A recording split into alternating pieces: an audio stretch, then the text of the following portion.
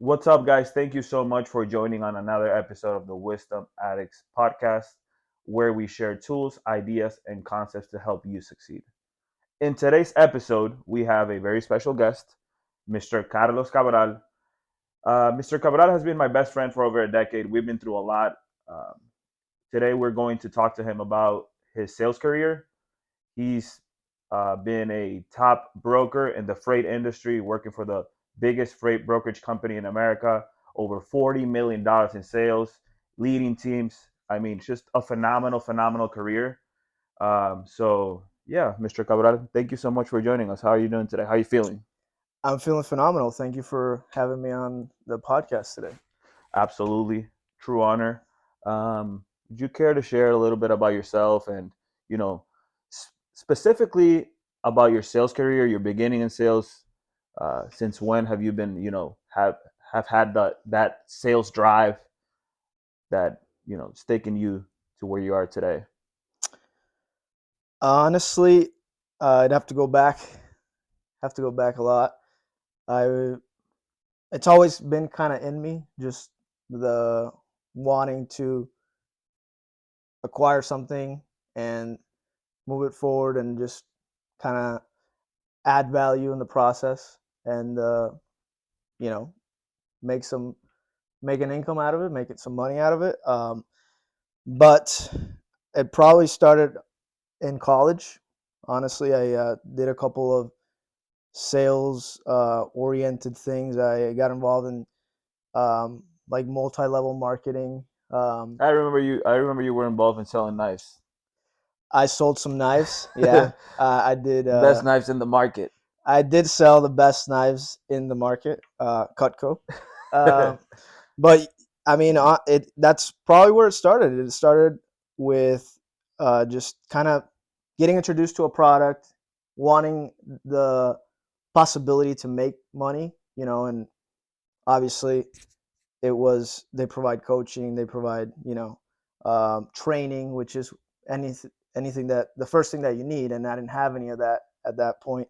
So selling knives wasn't very successful at it, kind of like just Got to start somewhere. you got to start somewhere. I just kind of did my family and friends and kind of word of mouth from there. But then I got involved with you actually in multi-level marketing, Vima, YPR.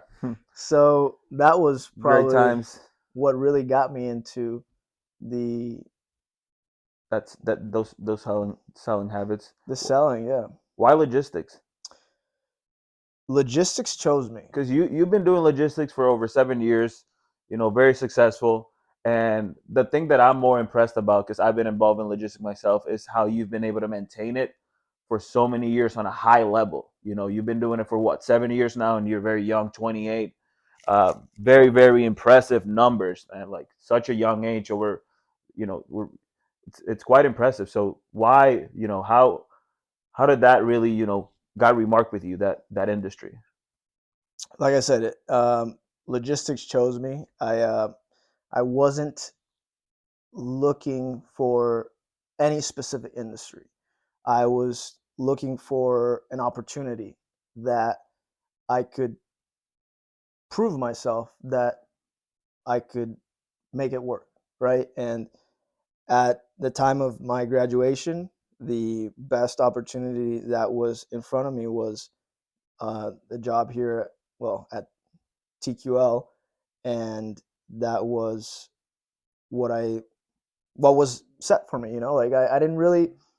That's a very good point. That's a very good point because a lot of people go to school and they don't really know what they want to do, but they know they want to make a lot of money and they don't really have an outlet. Um, so you finding something that you can put your energy and actually grow it. Um, that I think that sales, if you're in business, I think sales you should learn how to do sales. The thing with sales is that there's so many different ways of selling. There's so many different types of people that sell.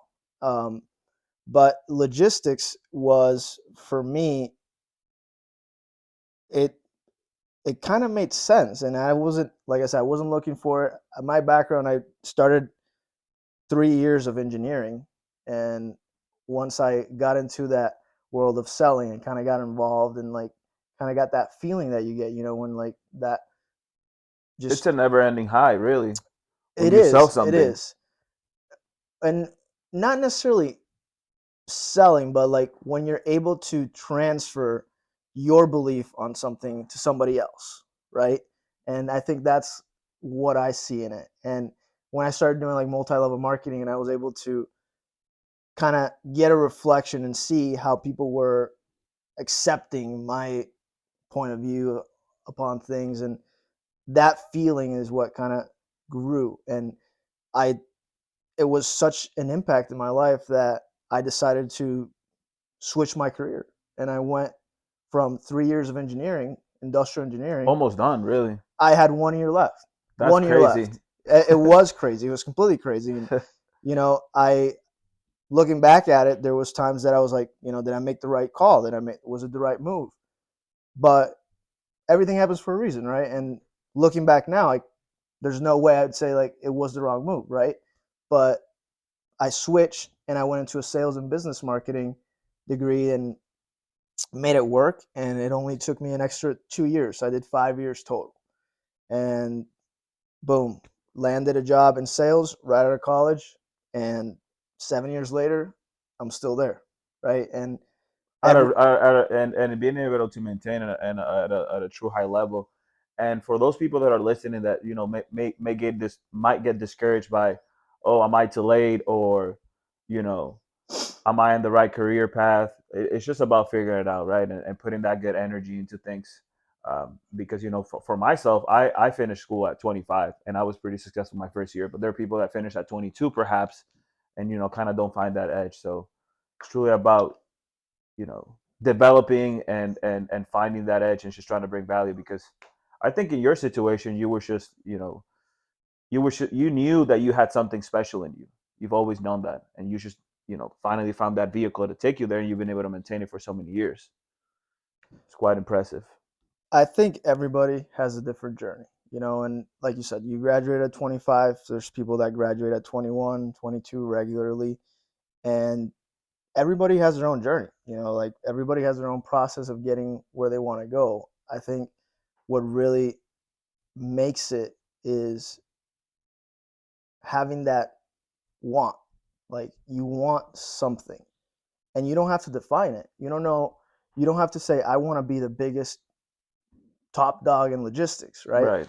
I want to be the best real estate agent. I want to be the best insurance broker. Like you don't have to define it. Like you just really have to just want to be better and know that you can be better, and like opportunities will come, Right. right? But you got to be like you got to be looking for these opportunities. You got to be receptive. You got to Yeah. be like, I want to do something. Like if you're starting out, if you're in college, if it's your first year in college, enjoy college. Like don't worry about these things, but in the back of your head there's always, like for me, I always had that I need to be doing more. I need to be doing something bigger.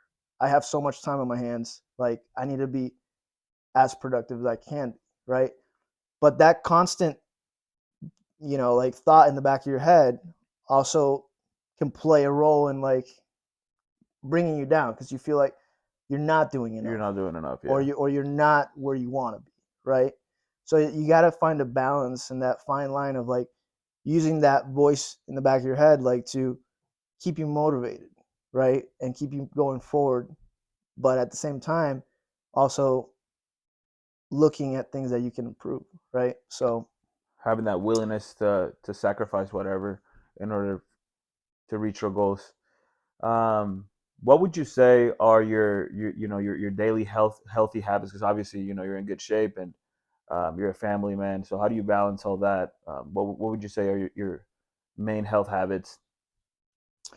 I definitely am a big believer in um, just working out, having whether it's via sport, whether it's going to the gym and lifting weights, whether it's running, whether it's biking, Physical physical involvement. activity, like anything that gets you to release those endorphins and help you just have that mental space where you're not thinking about anything else. Yeah. You're just pushing yourself to the limit, right? Like when you work out, you go and you lift as hard as you want, right? There's days that you don't want to lift really hard, but there's days that you're like, I just want to leave here feeling like I gave it all. And when you go running, when you go biking, like whatever, you just want to feel at the end of that workout or that period of time that you were doing what you were doing, that you gave it all. You're satisfied. And you just, when you're done, you have all these endorphins that just kind of guide you through the rest of your day, you know? For somebody that, perhaps hasn't have had those habits for, his whole life, somebody that's trying to get started pretty much, not only, in creating a healthier life for them, but also, that are thinking and getting in sales, what would you say, for a starter, like, like a baby, what would you say as a starter? Like, okay, I'm trying to be healthy, I'm not healthy. I'm looking at you guys, you guys look healthy, I know you guys have success in sales, I want to be like you. Where do I start, right? Like, I haven't had that coaching, I haven't had that, you know guidance in my life in order to create a healthy and successful sales life, but I do want to get started. What would you say to those people? I think the first thing is identifying what you want. Like if you want to be successful in sales, if you want to be um, healthy, uh, at first you have to identify those things, right? And then you got to do research. You got to look and find places where you can get information on how to become better at those things, right? And then you can find yourself a role model. Like I was gonna say that I think the step number one is, if your friends are all smoking weed and eating garbage and partying and drinking, you might want to, get new friends. I think your environment and the people you hang out with influence a lot on the person that you become at the end of the day. 100%. You are a combination of the your closest five friends. Like And that's a true fact. you're so you talked about this in your podcast. You have to choose your surroundings, right? But and for what you were asking, I think you want to identify somebody who has what you want, and then you pretty much just play a copycat game. How did you get there? What were the things that you did to get there? What do you do every day to be where you are? And that will really help just finding a roadmap to, is it working out, being healthy, um, being successful, creating good habits, anything. Yeah. Just the first thing is find somebody and pick their brain. If they're not somebody that you're close to, then read biographies. They don't even have to be alive. They One don't of my have to. majors, one of my biggest mentors is Jim Rohn, and I've never met him, and I never learned from him while he was alive, but I know he was Tony Robbins' mentor, which you and I have been big fans of Tony Yeah. Robbins, and I mean, I've studied Jim Rohn, and I've learned so much of him, and this guy's not even alive. So with technology, you can truly, it's all about, it goes down to what you've been saying, uh, kind of having that want and identifying what you really want. Yeah. Uh, yeah. Any other observations or comments that you might have inspire the youth? Because you are very young and very successful. You're only 28 years old, and it's, you talk, but it seems like you've had like this huge, like long, very long career, which you've had. But it's at the end, in big theme of things, not really that long. It's been what, 7, 8 years. Um, it's just been very, very consistent. You know, wake up at the same time, kind of do the same things every single day. Well, I mean, I think the biggest thing for me is staying grounded, you know, and I don't see myself as a, you know, very successful, extremely successful for my age. I compare myself to where I was, and I'm progressing, right? And I keep the want to progress and not be comfortable where I'm at, right? And for me, that's probably one of the biggest things is like finding that balance of like, yes, this is this is a good time in my life. I have things that I have wanted to have, and I have relationships that I've wanted to have, and I have you know the opportunity to do things that I wanted to do, and I think those things are just going to keep growing and growing and growing, right? And it's mainly just trying to find that fine line again between what I was saying earlier with that voice in the back of your head, but with like being able to be in the moment, being able to stay present and like acknowledge like, hey, you know, you're doing good. And you have to take those times to just unplug and kind of enjoy And appreciate what you have. and appreciate. That's a very good point. You have to appreciate it, because if you don't appreciate it, you're not going to get any more. Yeah, And and I think that's a great point where you're saying, because from what I'm gathering is that you're your only competition. You only compete with yourself. You're only seeing, okay, I was doing this a couple of years back and I've been wanting to do it, and now I'm here and I'm doing it. Great. Now I want to do this and this and this. But it seems like you should compare yourself with yourself, which is a great point to our listeners, um, because it is very easy to deviate from that with social media and looking at people like, oh, this guy's doing this, and comparing yourself to other people. And that's such a major error in today's society, because at the end of the day, you can't be comparing your chapter 3 with somebody else's chapter 12.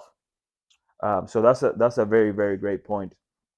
um, I mean, going off of that, like I'm not on social media, right? I'm openly not on social media. Like you can find me there, but you're not gonna see which much. is amazing, because because any person in your position would be like, okay, I want people to see all that I'm doing. But you're not like that. You should truly enjoy, you know your life on a daily basis, and what you have. And I think that's probably major part of your success, is having that, that privacy and that internal ground, to where you just, it's what is with the people that I have, and I don't have to show people anything.